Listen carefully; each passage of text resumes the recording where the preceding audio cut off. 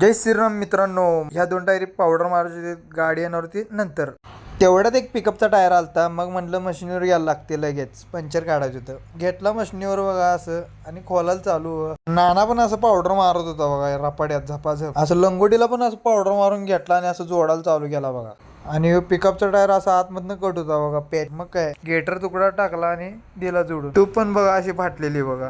Driver मामा म्हणलं आपल्यापाशी ट्यूब आहे तीच घालायची आता.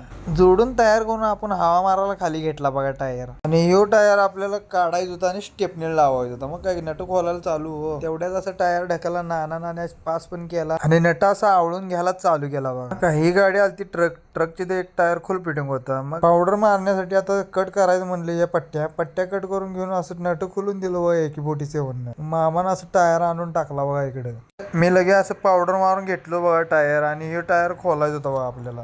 मित्रांनो, हा टायर कसा फुटलाय तुम्हाला मी पुढच्या ब्लॉग मध्ये नक्की दाखवणार आहे. कारण हा ब्लॉग इथेच संपलाय आणि पुढचा ब्लॉग बघण्यासाठी या चॅनलला फॉलो करून नक्की जावा. जय श्रीराम.